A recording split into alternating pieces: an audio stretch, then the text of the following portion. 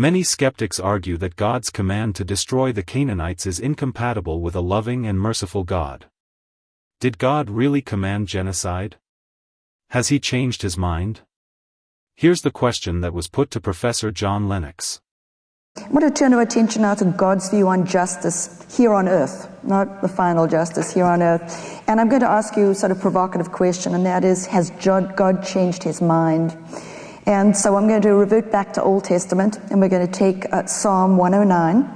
And this particular psalm is noted for some of the most frighteningly severe curses in the Bible. Let me just read a couple of them. It says, "Let there be none to extend mercy unto him, neither let there be any to favor his fatherless children." And the psalm goes on to say, "Let his prosperity be cut off, and in the generation following let their name be blotted out." We can also, of course, turn not only to Psalm 109, but so the books of Exodus and Deuteronomy, where we have God's commandment to genocide in the invasion of Canaan, and the permission of his permission of putting the Israelites into slavery in Egypt. So God seems to have his mind made up in the Old Testament. How do we put the actions of God in the Old Testament together with the God incarnate of the New Testament? A God of love, a God of peace, a God of healing, and turning the other cheek. And so my question for you, from the Old Testament to the New Testament, has God changed his mind about justice here on earth?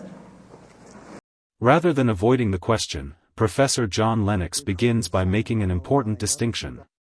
Here's his answer. Well, now let me try and unpack that a little bit. You quoted Psalm 109. That isn't God speaking. That is the psalmist speaking. Now, when we come to the Bible, there's an interesting thing. Not everything recorded in the Bible is true, is it, or good? We're told a story of David committing adultery, and God later disapproves of it. And I think we've got to open our minds, as C.S. Lewis pointed out, I think, to the idea that in some of the Psalms there is a record of what certain people thought, but it's not necessarily a reflection of the attitude of God. And you can understand somebody who's suffered terribly, and people do, as you know, you hear them all the time, wishing all kinds of vengeance on their enemies. So I would give God the benefit of the doubt there and say these are recorded, and I believe they're inspired, but they're not necessarily attitudes that, oh, well, that's the right attitude because it's in that psalm. I think they're there for us to see that here are people who are genuine people, who have a whole range of emotions. Some of them are very good and some of them are very suspect, and we've got to learn to deal with them. The much more weighty issue for me is your second point, because you mentioned the actual point where we know that God steps in. So can I take that point? Because I think it's the more substantive one. It comes up all the time, that you have in Deuteronomy the command to go into Canaan, to Joshua, and wipe everybody out. You see. And people say, but this is ethnic cleansing, this is genocide, and this is God behind it. Now, I take that very seriously, and my response very briefly is this. Number one, this event is described in a book, not an obscure book of the Bible, but a book that defines the very morality with which we criticize it. That is very striking. The laws of humanitarian war, the first ones in history, are in the same book, Deuteronomy. And as Lord Sachs, our former chief rabbi, pointed out, he said they're very humanitarian. Spare the women and children, spare the trees, and so on. Seek peace before you do war. They're all in the very book that describes this event. So the first thing you're faced with is this must be extremely unusual. That's the first point. The second point is that the reason given in Deuteronomy for that invasion of Canaan is moral. It's because of the extreme wickedness, and it involved some of the worst excesses of child sacrifice that the world has ever seen. And in fact, the bigger biblical picture is, as it puts it, that God waited for 400 years, and waited and waited and waited, and he allowed that entry into the land of Canaan to coincide with the zenith of that wickedness and judged it.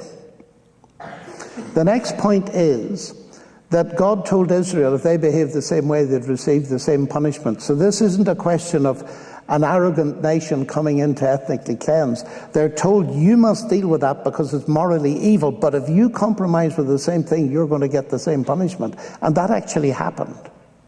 So that what it then resolves itself to, and now I'm indebted to the scholars, like Nicholas Wolterstorff here, and is he in Harvard, I think, or Yale, who studied this in detail. There was a big conference on this just recently.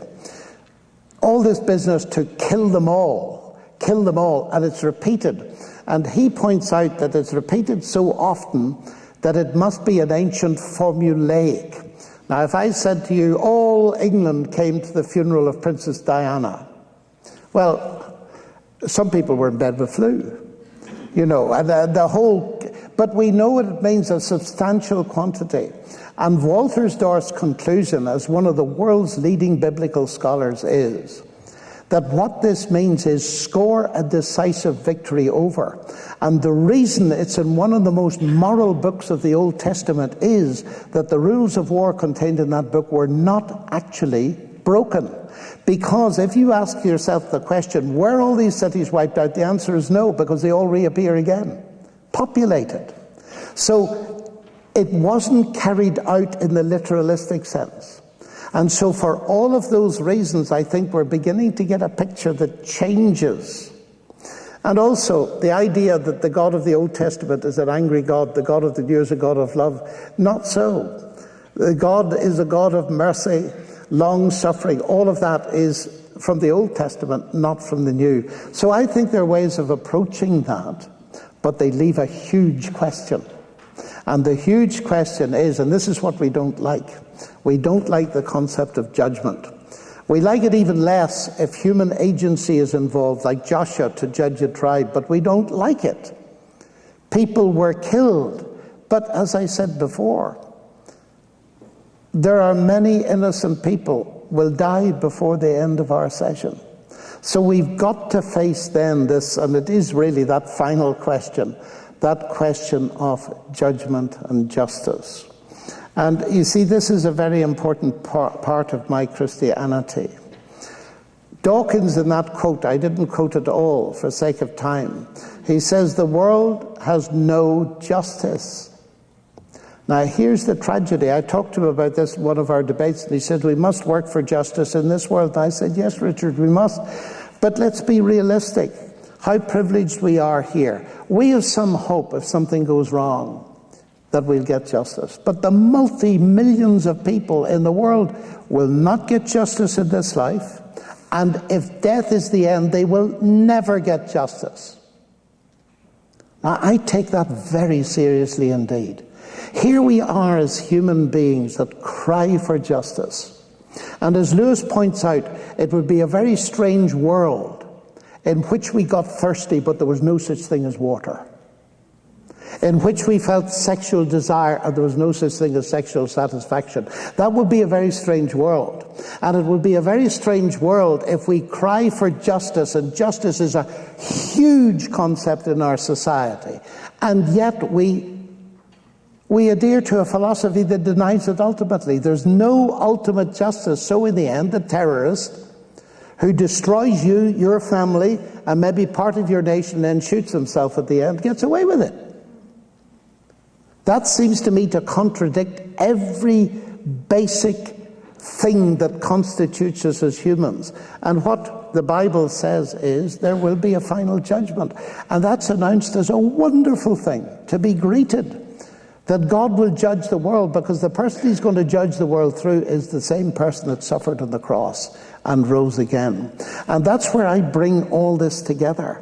That I believe, let me put it very provocatively, I believe that if we could see what God has done with people who suffered innocently and so on, we would just be silent and have no more questions. Because if there is a God of love, as I believe there is, who's like Jesus Christ, I believe he will compensate in a way that will leave us all with nothing more to say. But we'll only see that when we've come to see the whole picture. If you enjoy thoughtful discussions, and the toughest questions about Christianity, please subscribe to the channel, and turn on notifications so you won't miss future content.